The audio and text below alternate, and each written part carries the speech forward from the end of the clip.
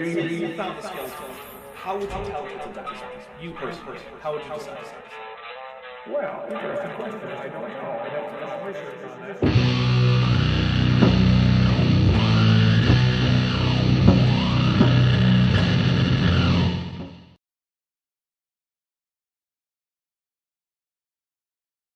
Hey everybody, welcome to Kent with Bent 87, I think it is. Kent Lies in Fury. I just want to point out I did actually import my drink counter, so now we have drinks that will go up and down. Also, I recognize that because I was doing a bit more aggressive sound canceling stuff, that basically the Godzilla sounds from my phone were no longer coming through. So what I have decided to do is simply change exactly how I'm working the Godzilla thing in. It's a little less organic now, but also it'll be a little bit more, well, you know, audible with my somewhat aggressive noise canceling. Because, look, it's July in Arizona, southern Arizona, and I can't just turn off the AC right now. I just can't. The house will just get to absurdly high temperatures, so we have a workaround for that. But let's get into this. For those of you who might be new here, this is Kent with Bent. We take a look at primarily what you might call classic Kent Hovind videos, usually pre-incarceration, because, quite frankly, he's gotten really boring post-incarceration. So, you know. And, so we have a little bit of a drinking game while that happens, though. Now, the first thing I have to say about the drinking game is, look, this is not an obligation. And if you choose to play, you can play along with things other than alcohol. You can just take some sips of water or whatever else it is. But if you choose to play along and you choose to have alcohol, please drink responsibly, know your own limits. Do not play this game with alcohol and then go ahead and drive a car or operate heavy machinery or anything like that. Don't fly a plane. And of course, this is your warning because I am not accepting any responsibility or liability for you playing this game and then causing death, dismemberment, grievous bodily injury, property damage for yourself or for third parties. So this is an at-your-own-risk drinking game. But Ben, before we get into the drinking rules, I think we should mention the pinned chat. The pinned chat today, which will be changing, but right now the pinned chat is that Nicholas, Proclaimer of Messiah, the guy who came on to debate whether or not birds are dinosaurs, and whose best argument was that he couldn't tell the difference between plesiosaurs and seals. Yeah, that guy is putting out a stream about how much I'm lying to you guys, specifically about SFT. That I'm. He's streaming his own stream right now, kind of, sort of. Yeah, so if you guys want to check that out and see how I'm lying to you, that is a linked video. If you don't think I'm lying to you, you can let him know that too. Basically, after I truthfully, with receipts. Oh, got a little doggy. After I truthfully and with receipts posted about Donnie, he decided to go all over my comments. Of course, interestingly enough, he didn't do the same thing for, say, Dr. Dan or Erica, but, you know, oh, and Goop23 has joined at the tetrapod level. You guys have channel memberships. Send him some tetrapods. All right. So there you go. You can check that out if you want to. I don't currently have it up because, well, I don't want to have to be careful about muting it or anything like that. So, the rules for the drinking game. First, we take a drink whenever Ken Hovind says something that's so just bonkers that we kind of have to, lest our brains melt. Oh! There's our first Godzilla. What? Drink for Godzilla. We drink when we hear Godzilla? We do. We do drink for Godzilla. And we also increase the drink counter by 1. Okay. So, that is another drink. Whenever Godzilla comes by, we take a drink for that. We also take a drink if Mothra happens to come by, but I don't think you can hear her, so it'll just be Godzilla tonight. Whatever. Also, my channel members can cause a Godzilla-based drink by super chatting anything with the Godzilla, Ghidorah, or Mothra emojis, which are exclusive to channel members on the channel. That is what they're for, and we had that variety so that you can choose your favorite amongst those 3 kaiju. But we do always do it, usually because I get super generous by the end. Let's see. What else do we have? Oh, yes. So, anytime Kent Hovind tells a story that didn't happen, or tells a joke that doesn't land, take a drink. Anytime one of us, me or Bent, can successfully predict what he's about to say next when it's a bit up in the air, take a drink for that. We also take a drink whenever Kent Hovind mentions the National Socialist German Workers' Party, their various activities, or prominent members thereof from, especially the 1930s and 40s. Yeah, because he likes to talk about that a whole lot. It'll just come out of nowhere, too. Oh, yeah. You'll just hear it one sentence after something completely unrelated. Mm-hmm. Baffling. What am I missing, Ben? Something about AIG, I think. Yes, one of my favorites. Anyone who super chats anything to the effect that AIG or a bag of dicks can, in fact, cause us to drink. Now, you do have to be a little bit careful because the just straight up AIG is a bag of dicks, YouTube will block. However, you can get workarounds for that. So if you're clever, you get a little workaround. There you go. Now, Mackenzie Brown, who has been a member at the Tetrapod level for 4 months, says, "I've water tonight. What are you having with a Godzilla?" Or, well, Mothra. And I don't think that Godzilla played. So, I didn't hear Godzilla. I might have to look into this later. There's supposed to be a Godzilla. I'm hearing a Godzilla. You guys should be hearing Godzilla, but you're not. So we might have to look into that, guys. Sorry about that. We're testing. Anyway, so we took a drink. I am drinking some Leinenlugel Summer Shandy, which is a Weiss beer with lemon flavor. Because it's summer, and I felt like having a summer shandy. I have iced tea that has a strawberry lemonade flavoring added to it, and I have hopped tea, just chamomile by itself, and I have nighttime coffee, which is coffee that I drink. It worked the first time. I mean, I agree with you. It should be coming through. Let's switch up. That kind of worked. Let's switch up some things here. We're going to switch up a filter here. We're going to try this.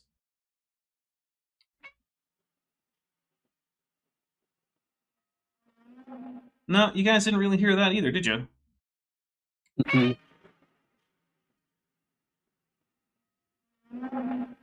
Yeah, you guys only heard the tail bit of that. So, you know what? We're just going to try getting rid of all my filters, and then you guys will just have to deal with having Godzilla, but not having all the noise suppression. So here we go.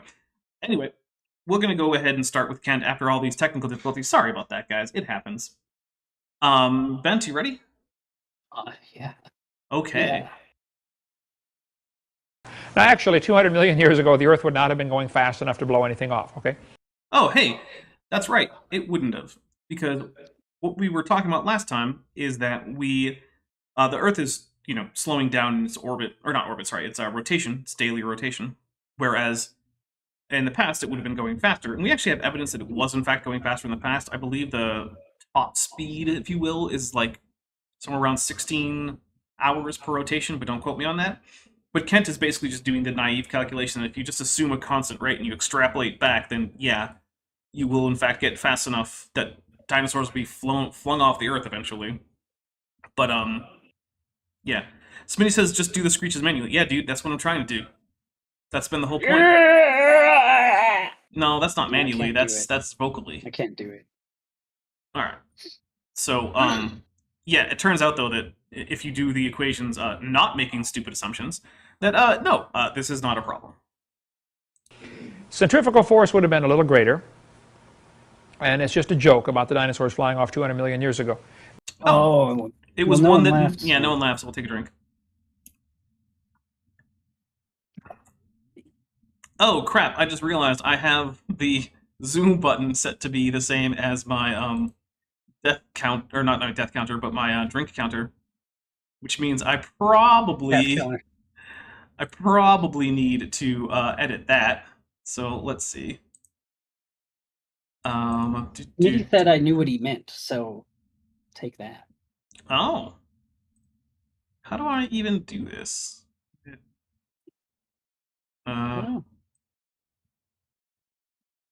You know what? We'll just deal with it. But it would have been going, at some point, you're going to create a problem.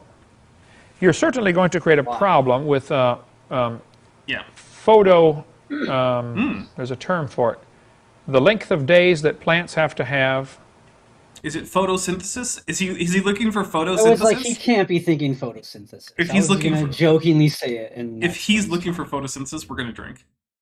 That might be it for me. They have to have a certain number of daylight hours in order to flower. Okay. What? And trees lose their leaves not based on temperature, but based on the length of the day.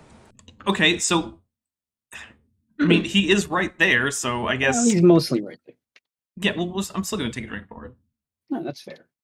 That's how I was taught, and as far as I know, that's what science believed when this was made. And since then, it's like, temperature has something to do with it. Yeah. So But it really is mostly daylight hours. it is, and the thing is, though, that okay, so modern plants, yes, would probably have trouble figuring out whether or not to keep their leaves or how long to keep, photosynthesizing versus taking in CO2. If, say, the Earth were rotating once every 16 hours instead of like once every, or even once every 12 or whatever, right? We'll go extreme with it. Okay, but modern plants have had a few million years to adapt to the current day-night cycle, whereas plants in the past would have also had millions of years to adapt to that day-night cycle. So, I don't think this is much of a problem as Kent here thinks it is. I like how it's the point. I'm at the point because when we started Kent with Bent 1, I didn't know anything about evolution. Really, did I? I don't know. Probably not. But now I'm like, oh, you're saying the obvious thing because it's not obvious to Kent. Right. Well, the thing is, Yeah, that is a thing that is to me now an obvious. well, basically his argument is if evolution doesn't happen, plus the moon and the Earth system, actually just the Earth system, does this weird thing about slowing down versus speeding up in the past, then evolution doesn't work. It's like, Well, if you go far back enough, yeah, if you start by assuming evolution doesn't work, then I agree, evolution doesn't work. if you go by his way of thinking, you go far back enough. I mean, you'll have a day that's only 5 minutes long. It's not enough time for plants to photosynthesize very much. But then he'll forget about like, what about the nighttime? That's the same amount of time.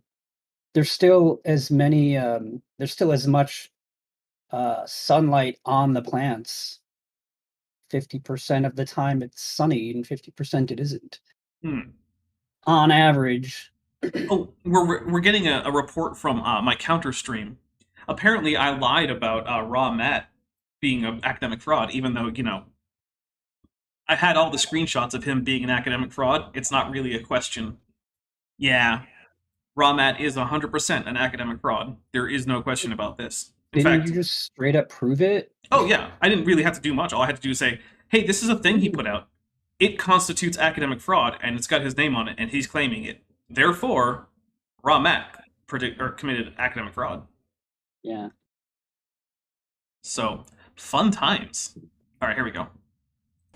I mean, as soon as the day gets too short, they start dropping their color out of their leaves. And I was just up north and saw all the beautiful colors up there, How many have seen the leaves change colors, We got to see that this last week. Down in Florida. Oh, wait, we gotta add a poll. Why? Because Ken asked a question, so let's see.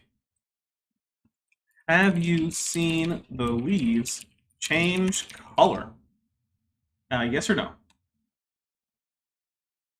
So there we You go. mean like, have you seen the leaves that are one color and then they're a different color, or like it changes right in front of your eyes to a different color?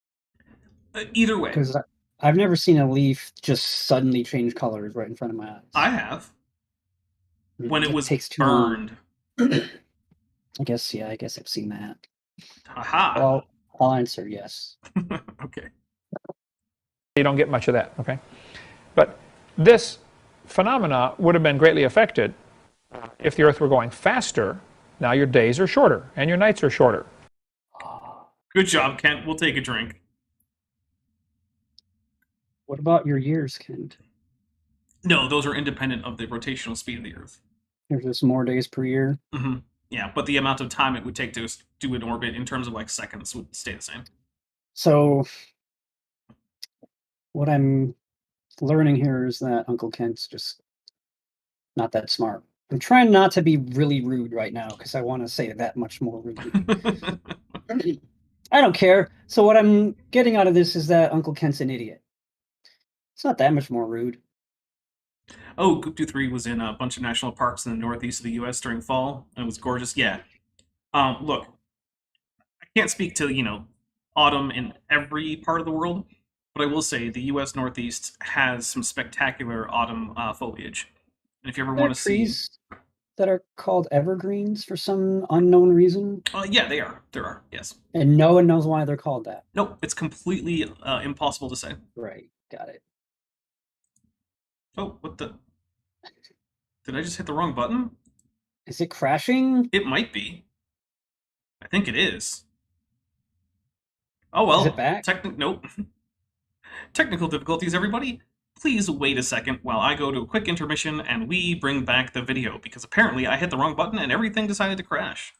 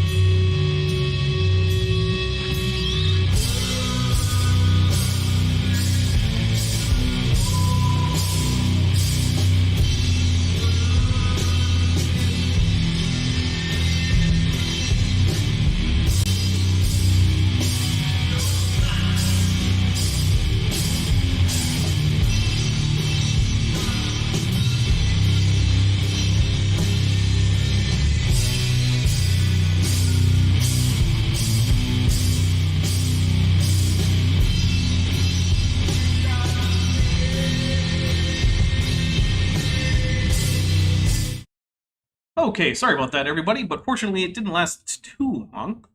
So, yeah, I have no idea what just happened here, but, Bent, you can see Kent? Mm-hmm. All right, here we go. Going to greatly upset all this stuff.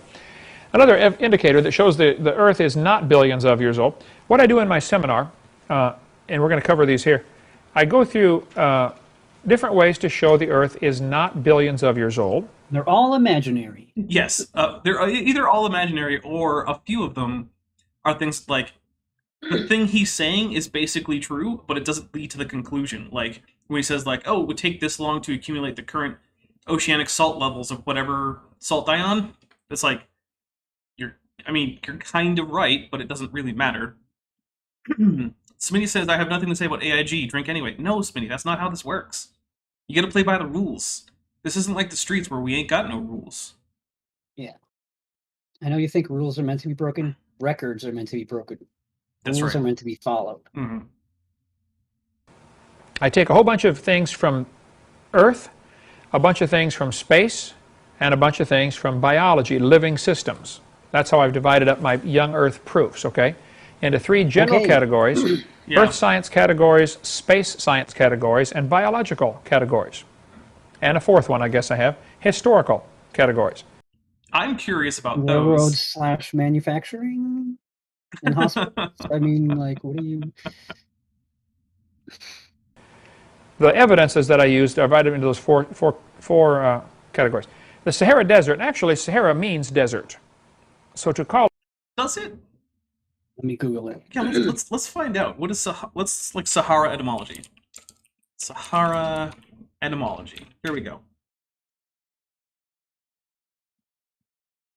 Yeah, it's from the Arabic Sahara. Yeah, the feminine irregular form. Sahara, meaning desert. Okay, yeah, you know what? We'll take a drink for Kent. Good job, Kent. You Getting got that one right. I'm actually kind of surprised. He I'm gets also annoyed kind of every wondering episode. where the extra A came in Sahara, since it's Sahara and not like Sahara. But whatever. You know what? Arabic, English. So kind of in the middle there somewhere is where it came in. Yeah, but like how to get there? Well, I meant like the Sahara. Someone just spread out the H and the R, Hmm. put another A in there. What Sahara Desert is being redundant. It could have been You're a saying the typo. desert What's that? Sorry. Could have been a typo. Could have been. desert. And people can point that out to me. Atheists will say, well, you don't even know. I know that. And they're so desperate to find something that I'm saying wrong that they'll point that out. Well, Sahara... Kent, my goodness. I'm going to tell you what, Kent. You got it right, though. Atheists? I'm not even an atheist. What are you talking about? Oh, he's Yeah, not first, talking about. people who are trying to correct you, Kent, I mean, they might toss in there the fact that, like, saying the Sahara Desert is sort of like saying the Rio Grande River. Like, it's true. But I guarantee you, Kent, that anyone with half a brain can find way good things to correct you on than the idea that the saying Sahara Desert is redundant. Like, whew. means desert. Okay, well, everybody on Earth calls it the Sahara Desert. Okay. I feel like the Arabs don't, Kent. I feel like they don't. So I'm gonna take a drink for that being I don't dumb. know why anyone cares about what Kent's talking about right now. I didn't know don't Sahara meant desert. Now I do, and I might not remember that tomorrow. And Tiktaalik says it doesn't matter. Tiktaalik, who's been a member for 3 months, says the extra A could have been added when the name passed through Latin or Greek to fit their grammar with a Mothra emoji. So we're gonna take a drink. Also, Tiktaalik came up with this episode name idea. Although technically the suggestion was Hoven Lies and Thunder, but Yeah, I executively decided to make it Kent by forgetting. Tiktaalik, thank you. Yes, thank you, Tiktaalik. I really do appreciate it. All right, here we go. But technically it's the Sahara. Anyway, the Sahara has a prevailing wind pattern. The wind generally blows from the east across the desert to the west, which causes a phenomena over here in Pensacola, Florida, called what? Hurricanes. That's exactly correct. That's where they start, right there. I mean, all of this is basically true, so sure. Are we drinking for it? Mm-hmm. Okay. The process of deserts having a prevailing wind pattern is pretty common, and it results in the desert growing. The hot air comes off the desert, kills the trees next door. That area becomes desert. The process is called desertification. Once an area becomes desert, it is basically, unless really special things happen, it is unreclaimable. But no, actually, that's not true. In fact, in some cases where the Sahara is growing especially fast, all that's needed to reclaim it, and this is a thing that's been done, is planting some arid-adapted grass and having sustainable grazing practices in the area. It's also not a desert just because it has a prevailing wind, as Science Side Up is going to point out in chat. I mean, it's. I don't want to get into all of the details about exactly why it's a desert, because there's a lot of stuff there, but having a prevailing wind is not sufficient to make a desert. As Kent noted last time we were here, last week, most areas of the world have a prevailing wind. Most areas of the world aren't deserts. Further, even without human action, deserts also shrink. In fact, we know the Sahara has grown and shrunk, well, to nothing, multiple times in the past. How do we know this? Well, because we have multiple layers of actual sediment showing wet and dry Sahara phases. And I suppose, since technically Sahara does mean desert, saying a wet desert doesn't make a whole lot of sense, since by definition deserts are dry, but you guys know what I mean, right? It's that region. So, yeah. The soil becomes sterilized. No, it doesn't. Like, have you ever been to a desert? Plants grow in deserts. Sterilization methods doctors don't want you to know about. Right? I mean, plants grow in the desert. Man. They just do. I don't know what else to say, except there are two whole groups of plants on Earth that are specifically dedicated to being desert plants, that being the cacti and the euphorbs. Euphorbs are old world plants, cacti are new world plants. DM Wing says, desertification for $2. Yeah, it does sound actually pretty delicious, I will say. Alright, here we go. You can take all the plants you want out to the Sahara Desert, stick them in there, and water them like crazy, and they will still die. Oh, that's an interesting thing. Let's see. Sahara Chuck. flora. Let's see. Sahara flora. Due to the paucity of water, the Sahara contains almost no flora. What flora is in the Saharan desert? Olive, cypress, and mastic trees. What plants grow in the Sahara? Laprin's olive tree, doom palm tree, Sahara lovegrass, wild desert gourd, Nataria retusa, date palm tree, desert thyme, tobacco tree. Huh. What flora can be found in the desert? Well, this is deserts in general. Let's see. Approximately, let's see, 500 plant species, according to Live Science. Did you find oleander in a desert? I don't know. I didn't see it listed, though. Okay. So we'll just take a drink for Kent, not knowing that there are, in fact, many plants in the Sahara overall, although they're pretty scarce on the ground, I'll give you that. So, here we go.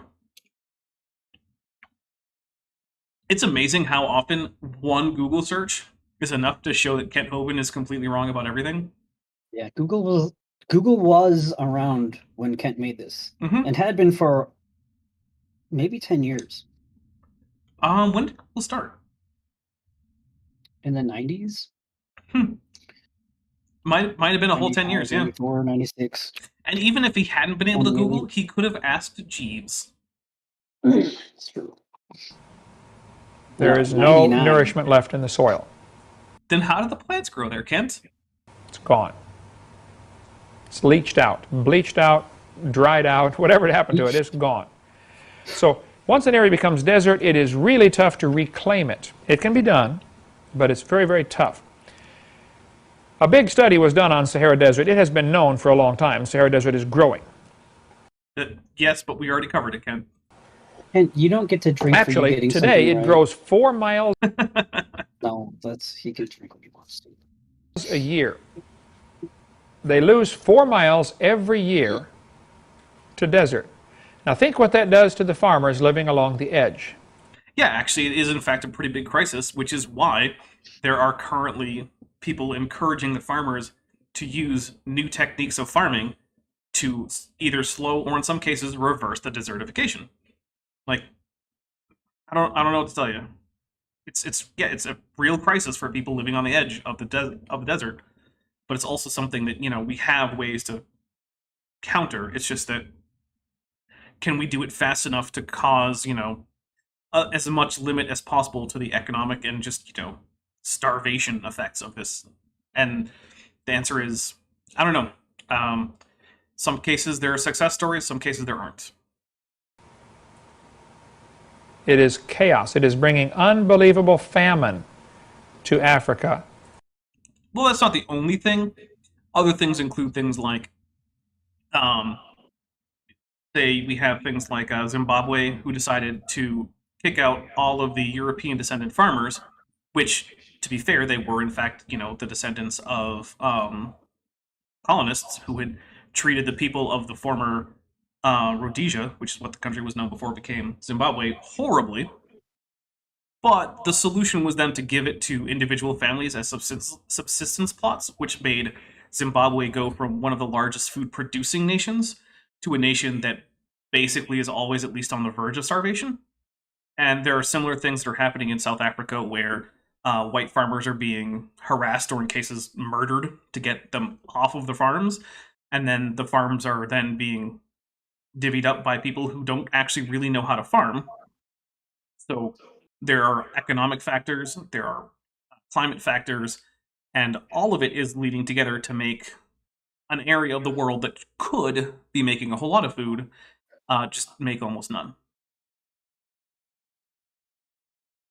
Because of the desert. It is growing much faster than it would normally because there's people living along this edge. Oh. And they cut down the trees for their firewood, they cut down the trees to cook, they cut down the trees for their houses. So it's not just trees, but I mean, it also is things like overgrazing and things like that. But this is basically true, is that humans are accelerating the desertification of the areas around the Sahara. So I'll take a drink for Kent getting that right. He's actually doing pretty good today. And now the desert doesn't have to kill the trees, the farmer killed the trees. Plus all the cows they're raising out there, and overgrazing the grass. And we get it, Kent. Farming is evil. Wait. I'm just impressed that he also got the overgrazing part that I was mentioning. Bottom line is, they're speeding up the process by having so many people living along the edge. But it is causing real serious problems in Africa with desertification. Mm-hmm. They're losing thousands and thousands of acres of farmland every day just because of the desert growing. Even if there weren't people there, it would still happen, but it is happening faster because the people are doing what they're doing. Well, there's a group from Germany went in there and studied this for a while, and they said, Sahara Desert's probably 4,000 years old. Okay. So here's the thing, right? The only way for this to be a significant argument is if you say that the Sahara Desert had to start growing right at the end of the flood. But why? For no reason. It could have started growing at any other time, or there could have been no flood, and it still could have started growing 4,000 years ago. You can't just look and find things that are 4,000 years old and then say, well, this is because of the flood. Because if the Earth is, say, 4.5 billion years old, you would expect some things on it to be 4,000 years old. Because some things would have been created, or not created, but would have started out 4,000 years ago.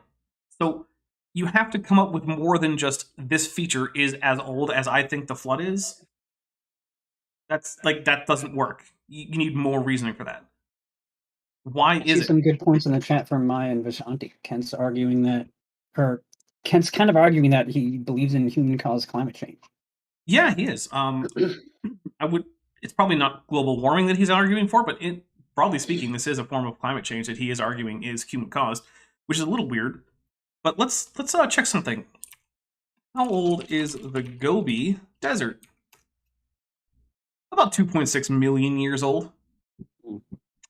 So does that mean the flood happened 2.6 million years ago? Wait, and you really believe that?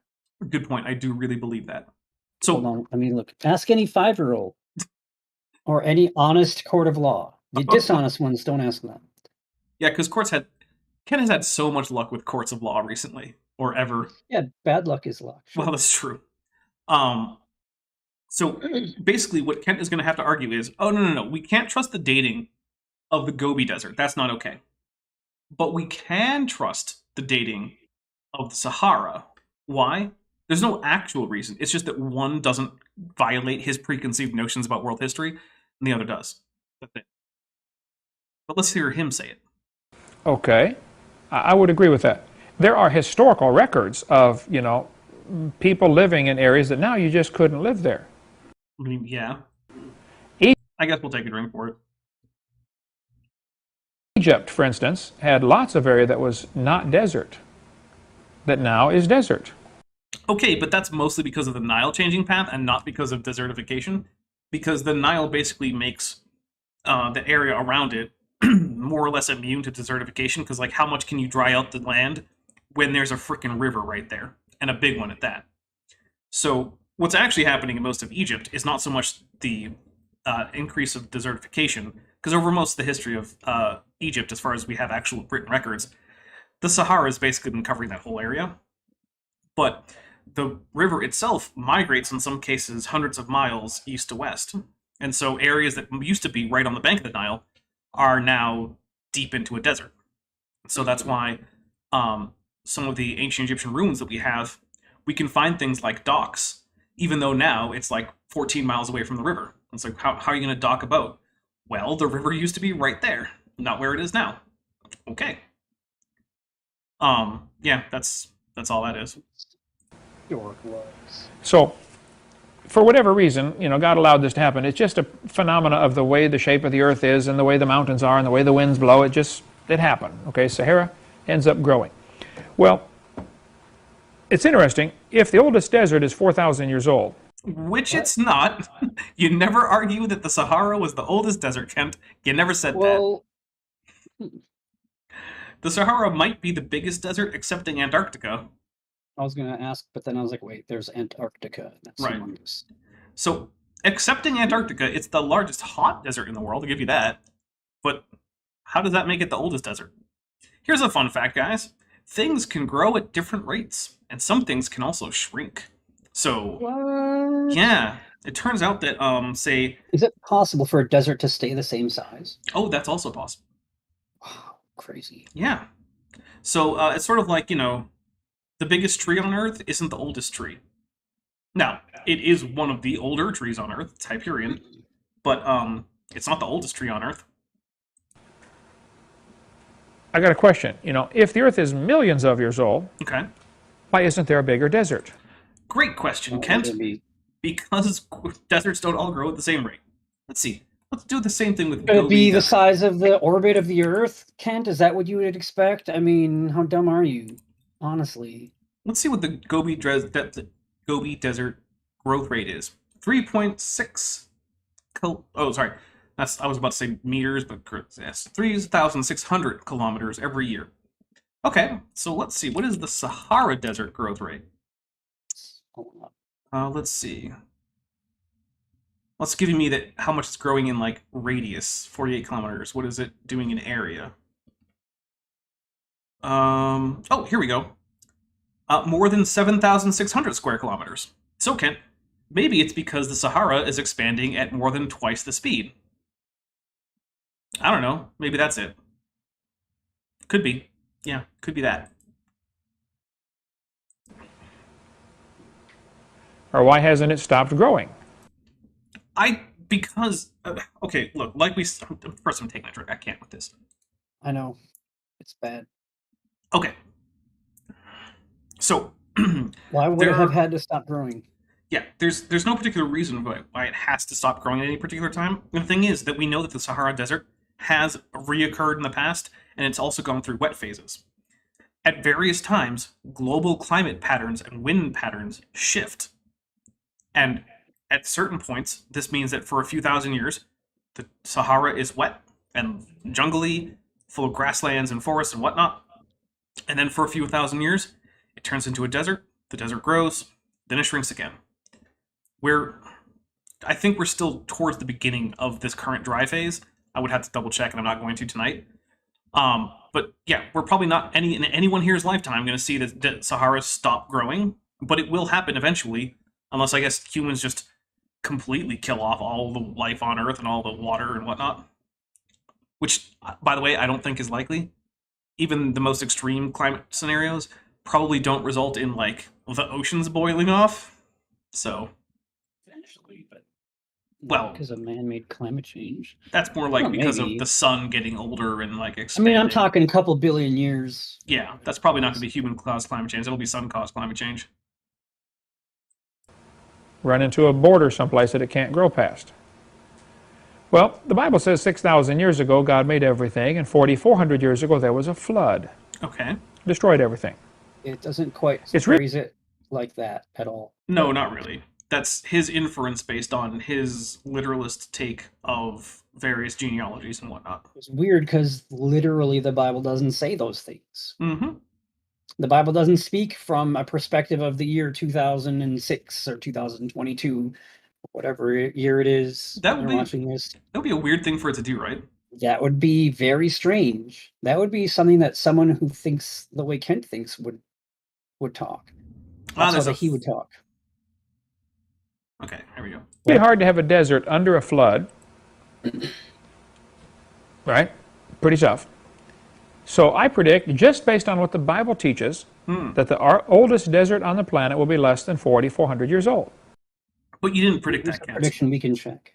Well, first, he didn't predict it.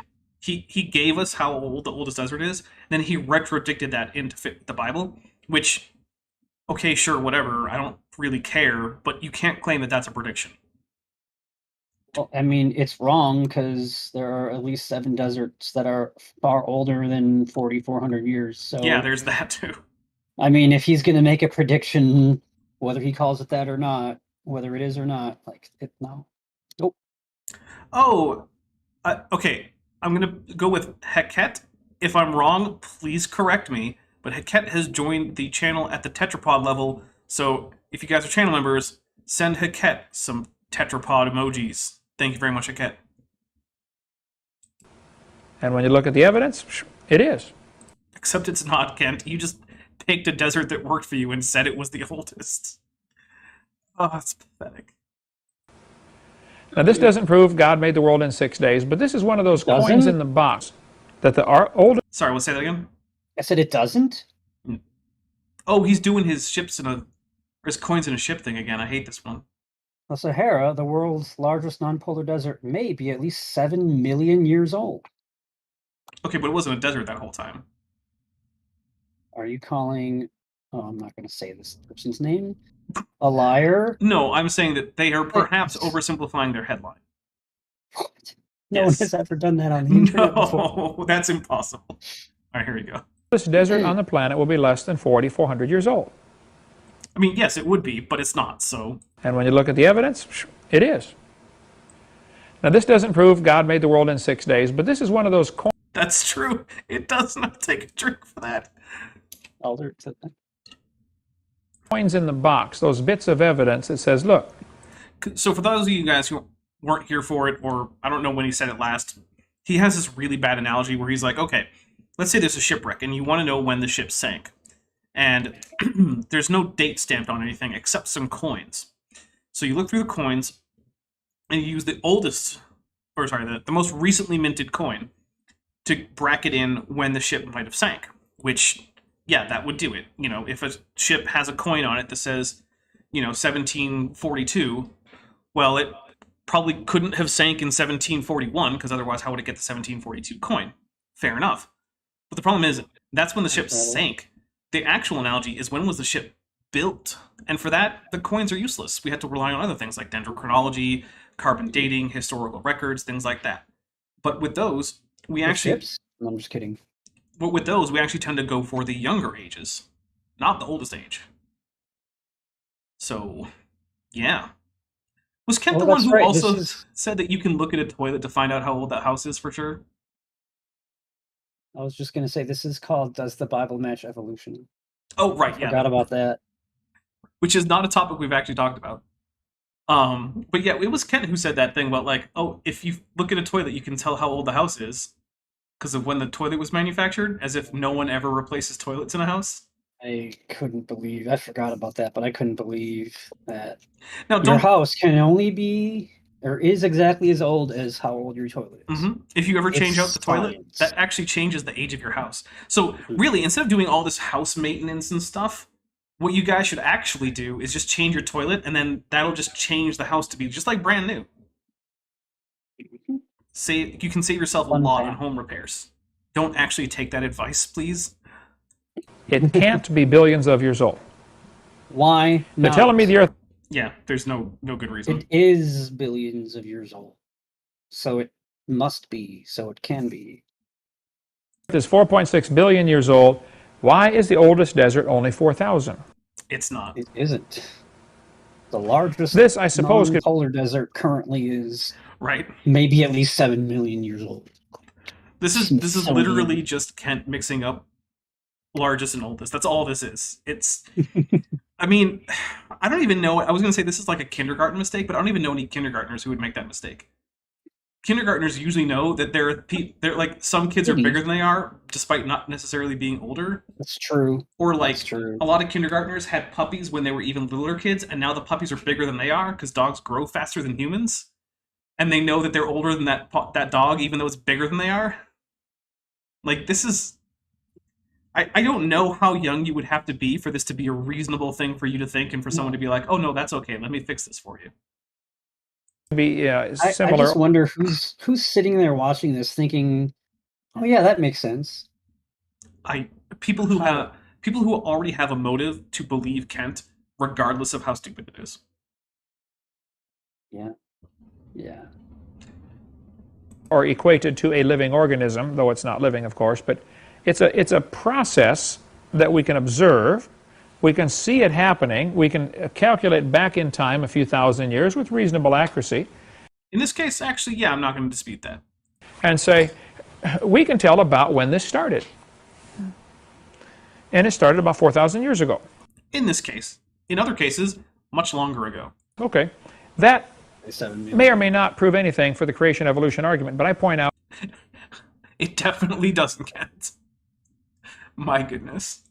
This is no problem for the creationist. So, I agree. The Sahara isn't a problem for the young Earth creationist. Most of the other deserts are, though. Is the Sahara a problem for evolutionists? No. And actually, really, the Sahara is a problem because we also have, like paleontological and archaeological evidence of multiple cycles of desertification and wetting in the Sahara, which can't be accommodated in the 4,000-year time frame. Does the Bible talk about the Sahara?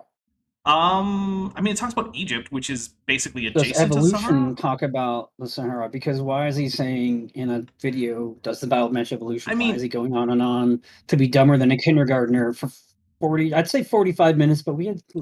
So technical difficulties for a while. the theory of evolution per se doesn't really have anything to say about the Sahara. However, if you trace the evolution of individual lineages that are or were in the Sahara, then I guess yeah, it would have, except not much But more he than just hasn't that it touched on exists. that No, he hasn't. because he doesn't believe in that. Yeah, we're past the halfway through point in this video titled "Does the Bible Match Evolution?" which has yet to actually be a thing that he's talked about. I don't think he's said the word evolution yet. He might have, but I don't think he has. And it may be a problem for the evolutionist. No, They might have an answer for it. Okay. I mean, yes, mainstream science, real science, does in fact have an answer for this. But to me, it Or looks something that it would be a doesn't even need an answer. stretch to fit that into the evolution theory. Oh, Why? we got more updates, by the way, from Wow. the counter-programming stream. Apparently, it's slander for me to say that someone being misogynistic is being misogynistic. Now, I always thought that truth was absolute defense against slander, because, you know, it is. So, I'm not sure how that works. But, hey, fun fact. If you say that Gutsick Gibbon can't be a part of our Science Friends team because she's a girl and she can only be the cheerleader, that's misogynistic.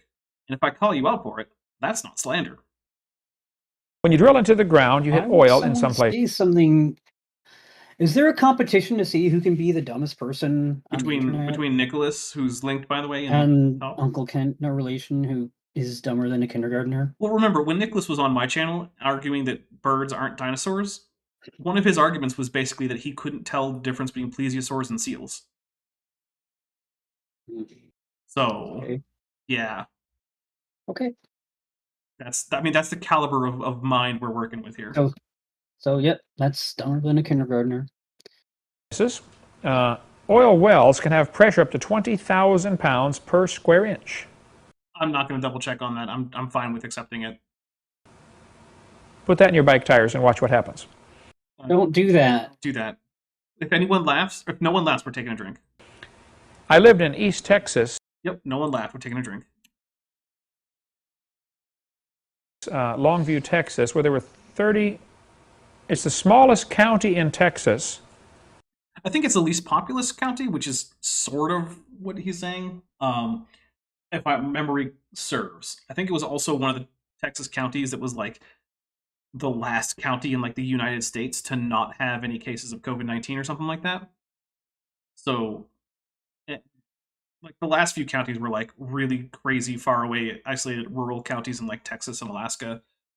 And then there was like that one town in Washington that I think still hasn't had any COVID cases because the only way to get to that town is by driving through Canada, which no one there was allowed to do during most of the pandemic. So, yeah. I forget how many, I think 30,000 oil wells in Gregg County, Texas. Sure, I don't know. Smallest Texas county with 30,000 oil wells, I believe. Fun fact, guys. Density of oil wells does not correlate well with density of people. Just a thing. There was one called the richest acre in the world in Kilgore, Texas, which is 15 miles away. Wait, did you mention The Rock yet? Like how The Rock isn't strong enough or whatever? Nope, he's just going on with anecdotes for no reason. Because The Rock is also no pressure, too. When the oil was first discovered there, they had 28 oil wells on 1 acre, which is the size of a football field playing surface. Is that how big an acre is? I don't know. Okay. 28 oil wells, pumping oil like mad. Bazillions of gallons of oil taken out of the East Texas oil field. Bazillions. Yeah. The rock on top of this oil is, rock weighs a lot more than water. Usually true, Kent. I'll take a provisional drink, but then I'll mention pumice. 1.32 acres in size for a football field. And this is probably the NFL standard. Okay, which so is it's a little bit technically bigger. 120 yards long because they're including the end zones in their math. Okay, so it's a little bit over an acre. 1.32 acres per football field.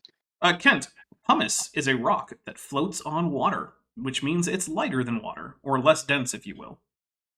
I don't know the number, but let's just say rock weighs, if a cubic foot of water is 64 pounds and rock is, say, 6 to 8 times. I mean, this is easy to do, right? Watch this.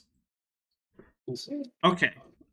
We go Google average silicate density. Silicates are the most common rocks on Earth, which 2.7 grams per cubic centimeter. And then we go water density, and it's grams per cubic centimeter. Okay, 1 gram per cubic centimeter. So that means that on average, rock is 2.7 times heavier than water if we're going with the most common type of rock. That's all it takes. It took me 3 Google searches. Like, it baffles me a little bit the degree to which Kent is unwilling to go check on anything, right? Like, when I go do a script, I check... He's a teacher, not a learner. Yeah, good point. Like, when I'm writing a script, I check basically everything I say. Sure, sometimes I still get it wrong, right? But, like, why can't you do this, Kent? Why just put it in your slides? Like, are you telling me you take pride in, like, not being wrong? Because if I did the full-on Dapper Dino stuff you do, which I could never do, but if I did, oh my goodness, would I be terrified of being wrong about something? Yeah. I would be so scared. That's why I check things. And, I mean, great, I do get things wrong, and people correct me in the comments, and then usually after I check to make sure that I was wrong and they were right... You block those people? Right? No, I pin a correction. Wait, no. In fact, I think I pinned a correction yesterday.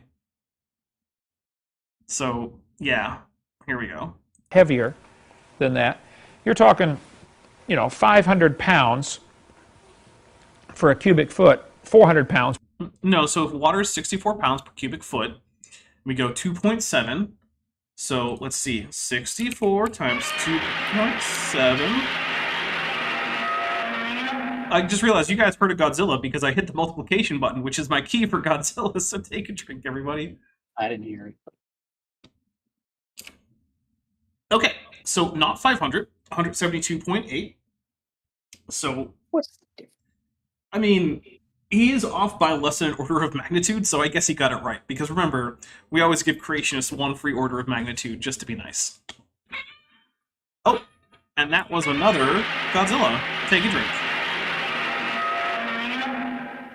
Okay, well, that also means that we have to add 2 more drinks to our drink counter, and here we go, Kent. Probably for a cubic foot of rock. So let's just say 400 pounds per cubic foot. You stack 10 of those up, you got 4,000 pounds of pressure for every 10 feet of rock. Well, 4,000 pounds per square foot, which is not normally how anyone measures anything, because, I mean, what is it, 144 square inches per square foot? So really, it would be... I am no mathematician. I mean, okay, so basically, I'm not going to actually sit here and do all of the math, but I just want to point out that at every point, Kent has gotten something about the math wrong for no reason. Like, he doesn't have to get this math wrong. He could be getting it right. He chooses not to. I'm not going to run his numbers. I don't think it'll matter. But you do. I think if he has a conclusion, it'll be pretty It's just easy. weird to me that he could be doing the math right, and he chooses not to. 400 pounds of pressure, per square foot. No one measures pressure per square foot. They tend to measure per square inch, at least in America. I don't know why. They use or you could do newtons per square centimeter or per square meter or something like that. Or you could do pascals. You go up 1,000 feet, you got a whole lot of weight. 5,000. Well, in Texas, the oil wells, they drill down about 3,000 feet, and that's where the oil is. In some places, it's lots deeper. Some places, it's not as deep. But about 3,000 feet down. The bottom line is, the weight of the rock is a lot, and it supplies There's a doggy. Quite a bit of that pressure. It's called the overburden. The weight... The cat has stones per square cubit.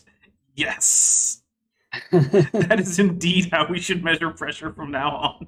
Stones per square cubit. I love it. I just want Sorry.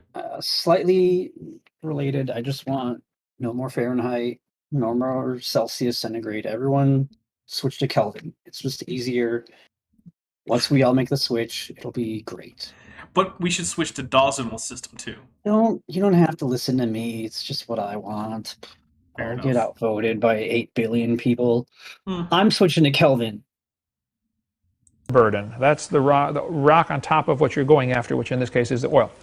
You know what? I'll take a drink. He is right that is what overburden is. It's the rock above the oil. But the oil in the pressure in the oil wells is greater than the weight of overburden. So I'm actually not sure if that's true, but maybe. let's just pick a number here. I'm just picking this wildly, but to give you the concept. If the rock supplies 15,000 pounds per square inch, but the oil well has 20,000 pounds per square inch of pressure in it. Or in square inch. Where's this extra pressure coming from? I'm not sure it's coming from anywhere, Kent, but what's your explanation? And why hasn't it cracked the rock and equalized? What are you getting at? There's no such thing as oil wells? I mean, he just got to it. Why hasn't it cracked the rock? And the answer is because rocks have a tensile strength that's pretty high. What would that have to do with evolution or creationism, though? Oh, because if the rocks weren't able to contain the pressure, then they should have burst a long time ago. And he seems to think that that's some kind of thing that has a time-dependent factor on it, even though it doesn't. They have burst instantaneously because of a difference of 5,000 pounds per square inch in pressure? So if that actually did exceed their tensile strength, then yeah, they would almost instantaneously brittle fracture. But the thing is, it isn't higher than their tensile strength, so they didn't. That's the whole answer. I mean, that literally is the whole answer. You could tell what I'm getting at is that his line of reasoning doesn't doesn't work. Help his case at all. Now, there have been many arguments over this issue, okay? Not really. At least not among you geologists. And the professors next to you on planes? Right. Professors apparently have fish feeding because they don't know anything about anything. Creation magazine did an article years ago. That doesn't count as an argument within scientific literature, Kent. Creation magazine is a nothing entity when it comes to science. You might as well say there was an argument about it in Flat Earth Monthly. Like, it means nothing. About the oil pressure. Walt Brown has one on his website, creationscience.com. He says, and many people have said, the pressure excess is not explainable. Okay, so here's the thing. I don't actually know if there's a pressure excess, and I don't know if it's explainable. Because those aren't things that I know about, right? I don't actually know much about, oil wells or oil rigs. But a phenomenon not currently having an explanation is not the same as evidence for Kent Hovind's explanation. Those aren't the same thing, right? That's just logically how things work. So, not sure what the point is. And I've had evolutionists say, well, the oil migrates into these high pressure zones. Yeah, and a balloon blows itself up too, doesn't it? And it would be from a higher pressure area, dummy. Come on. Yeah, you could definitely squeeze from a higher area, like lower down, into a relatively lower. Implying something else when they're telling you that. Yeah. And for you to pretend that they are is... We'll take a drink for it. Is pathetic. No, nothing migrates into a high pressure zone. It can if it's migrating from a higher pressure zone. I'm reading right now that oil pressure is 800 psi at a surface of a well in this one case. That's a lot, right? At the bottom, it's 3,600 psi. And below that, somewhere else, I don't know, I'm reading this paragraph backwards, but he says it's even 4,400 psi, even further down. Wow. But 800 is really high, though. Even though it's less than 3,600. This is one of those really big numbers, therefore, let's be done. Yep. All right, but we're going to take a quick intermission, guys. I want to say thank you very much for being here. We will be back in just a bit. And do hit the like button, because that really helps out the channel. And so we will be back in just a few.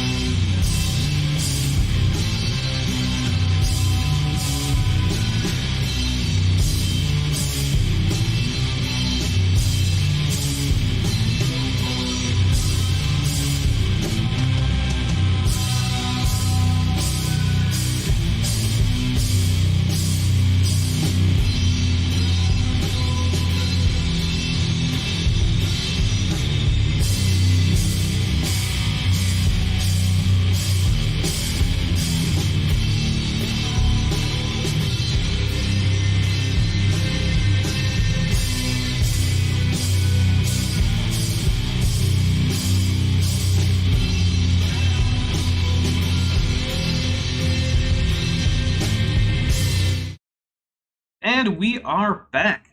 Thank you guys for sticking with me. Thank you for hitting like. Those of you who did, I still see some of you didn't. Some 24 of you by my count.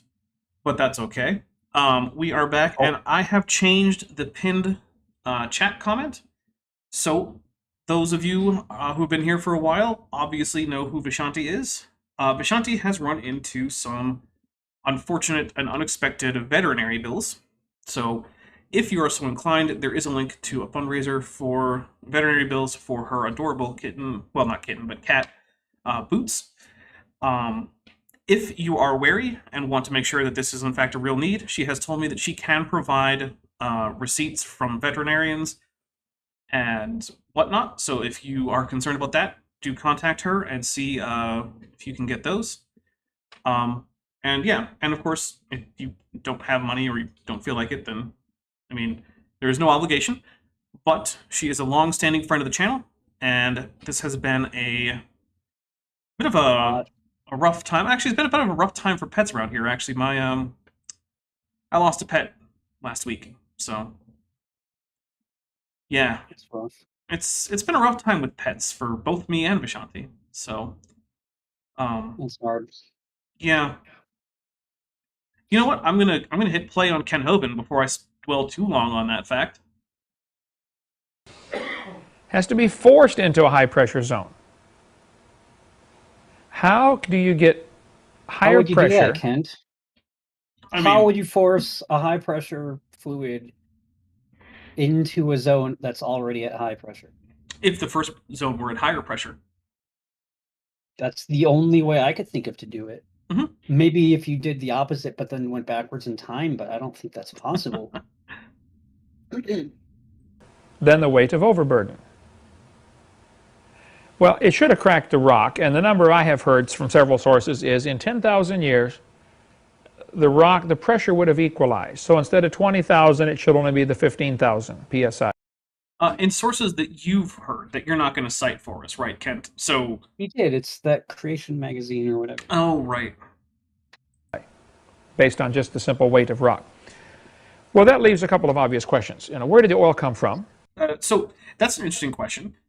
Now, there is more than one answer because not all oil is from the same place at the same time. But the majority of fossil fuels come from a period called the Carboniferous, because there's a lot of carbon in it, and that's the majority of what fossil fuels are made of, is Why carbon. do they call it that? Yeah, that is what that. I mean, it's very well named. Now, in the United States, the Carboniferous is broken up into the Mississippian and the Pennsylvanian. Actually, it's in North America in general. We're going global today. So, why is there so much fossil fuel from the Carboniferous?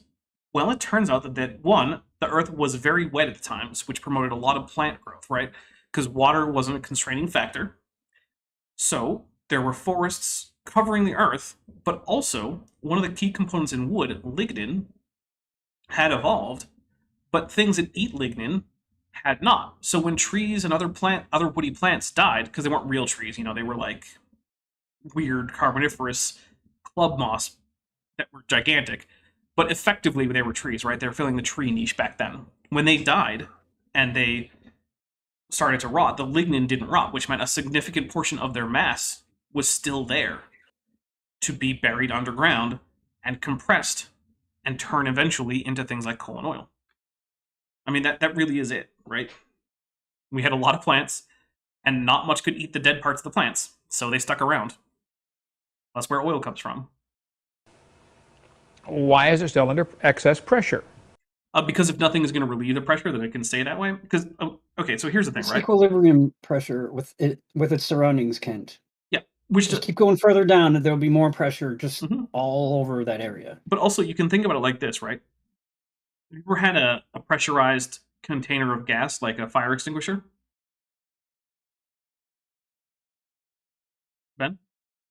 Are you asking me a question? Yeah, that was a question. Have you ever? I thought you made a statement. No, Say it have again. you ever had a pressurized container of gas, like a fire extinguisher? Yes. Okay. Do those just Yes, blow I up have. after some amount of time? After 10,000 years, they explode. Yeah. 9,999.999. Nope. Mm-mm. Nope. But So then that's the next thing, right? couple of weeks. So unless something disrupts the pressure vessel, if the pressure vessel is strong enough to hold it, there's not necessarily a time limit. Now, for an iron-based, pressure bottle, then sure, then maybe it'll rust away or something, right? But, Eventually things will degrade. sure. But what the thing I don't know is how long that just is. It could be tens of thousands, millions of years. Who knows? But if the thing that's containing the pressure is just a big old cap of rock that's, thousands of meters deep, I mean, there's things like there's no reason for it to break. I mean, there's right, but there's stuff moving around underground. But and the thing we're is, talking about like plate tectonics. it is the case that in the past, some oil has seeped up to the surface because the containers it was in broke, right? That's why you do get oil seeps, which is how oil was initially discovered. In fact, before it was found out that you could use petroleum to make things like gasoline and plastics, finding oil seeping up onto your land was a disaster, right? It's going to ruin the land for farming. And that was the thing that happened. But the existence of oil wells for which that hasn't happened isn't a problem. It just means that the pressure vessel is sufficient to contain it. And the pressure vessel is just a bunch of rock. But that's all that there is there. Excess pressure in oil wells. Well, nearly all textbooks will teach, and I happen to agree with them, that oil comes from organisms that are squished. They're changed by heat and pressure. Oh, he's getting it out when he's reading it. Kevin, do you know where in the museum the fish is that's made of oil? Is it in the next room there? I don't have. Oh, yeah, I do. Can you get that out and bring that in? The fish that's made of oil. I'm curious about this one because that doesn't sound like a real thing at all. Here's a Swiss Army knife with a Phillips screwdriver. This is a piece of shale, oil-bearing shale, from,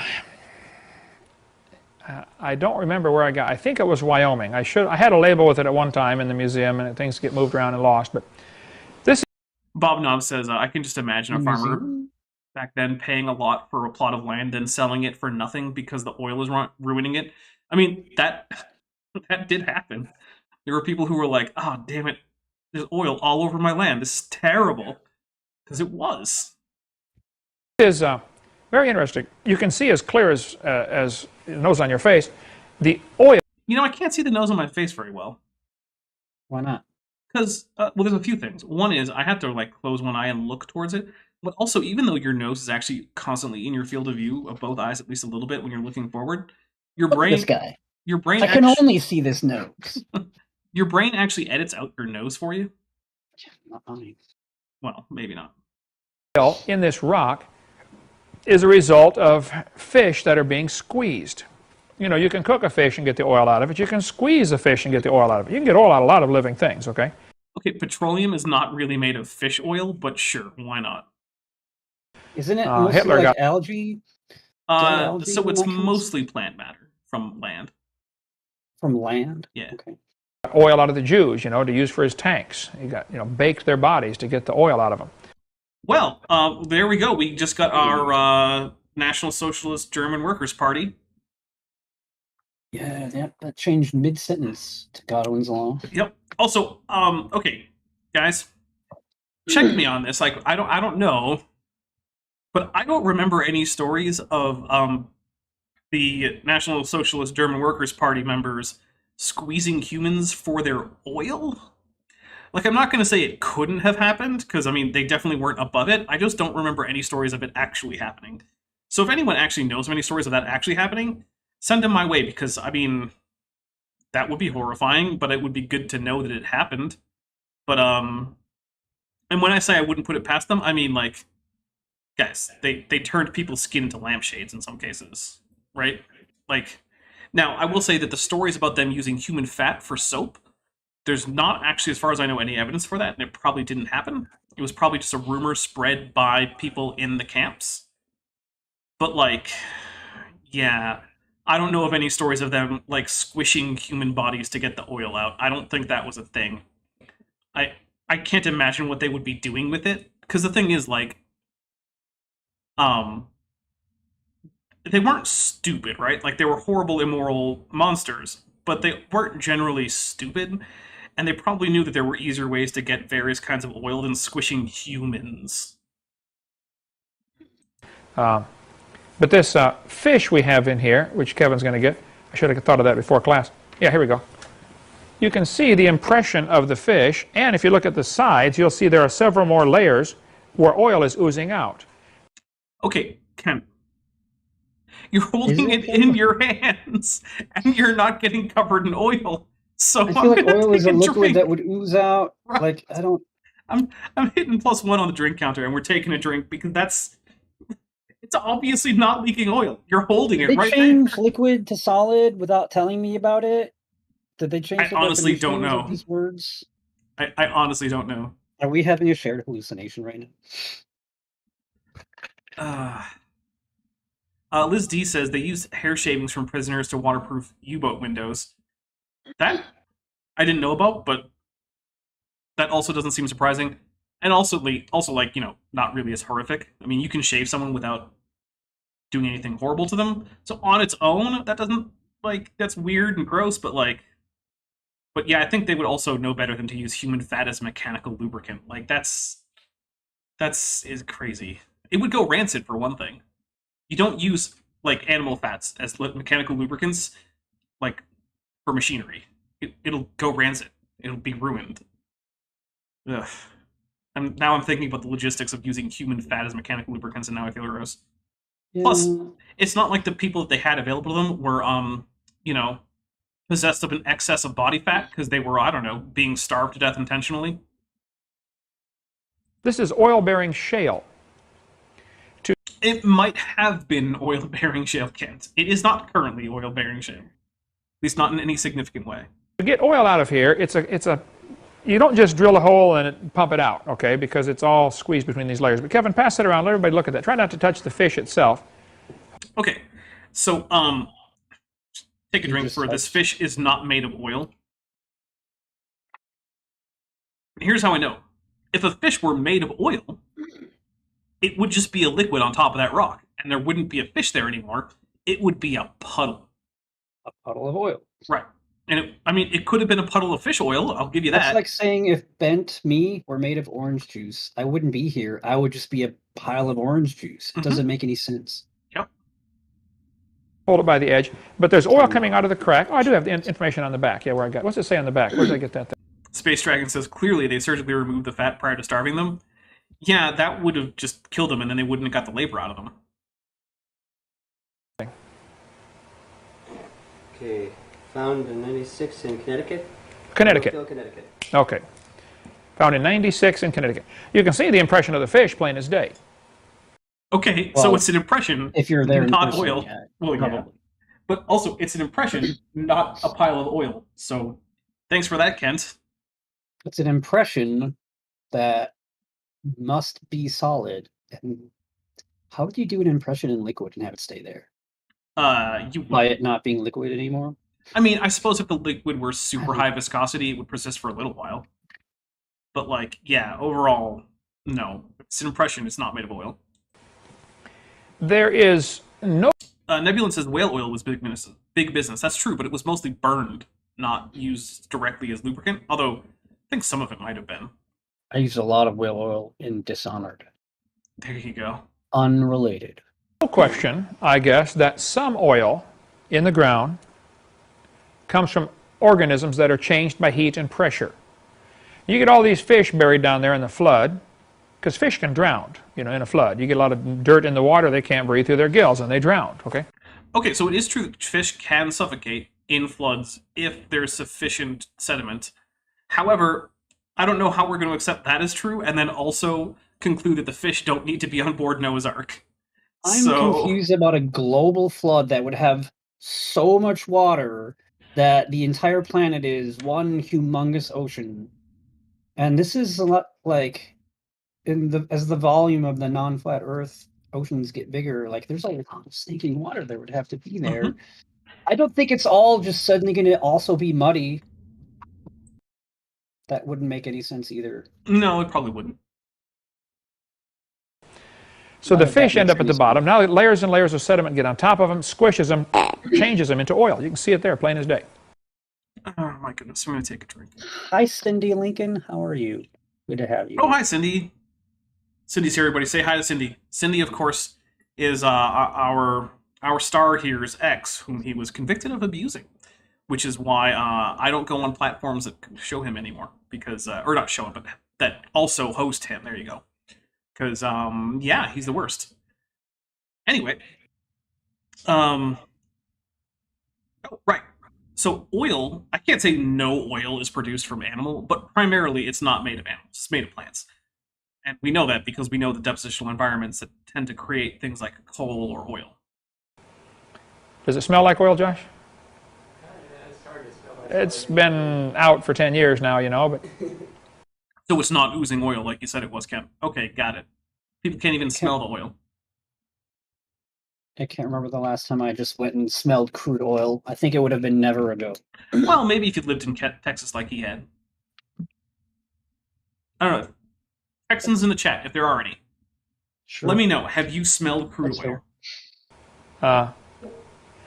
most scientists agree, like this textbook says, oil and natural gas both are thought to form from the decay of organisms that once lived in the sea, i.e. fish. There you got one. You can hold it for yourself. Algae.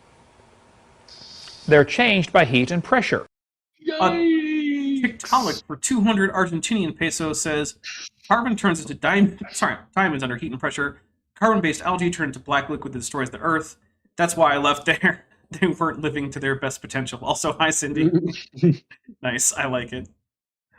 Oh, that's good stuff. Also, apparently YouTube has started adding stars and whatnot to super chats. I don't know when that changed. Just now. Huh. I like it though. Thanks, YouTube. It's because of space images that were released from James Webb Space Telescope. That's or why. to give it its formal name, the Jimothy Webster Space Telescope. Well, I would agree. Oil comes from organisms that are squished by heat and changed by heat and pressure. Back in 1971, they ran an article in Bureau of Mines, U.S. Department of the Interior. Oh, Cindy just said, Timmy, that's me, best quote. Every time we talk, I don't think it can get any worse, but then it always gets worse and worse. And it's true. Every time I talk to Cindy about this guy, I think I've reached the bottom. I feel like I've scraped it. How could he possibly turn into worse of a person? And then I talk to Cindy, and suddenly, oh no, it's so much worse than I was thinking in so many ways. And it's hard to comprehend. Had an article about converting organic waste to oil. They had learned how to take a ton of garbage, heat it, and pressurize it, and produce a barrel of oil in 20 minutes. Okay, so here's a fun little thing, right? Humans can do things faster than nature can in some cases, right? Because, yeah, humans can do this thing where they make sure that conditions are ideal.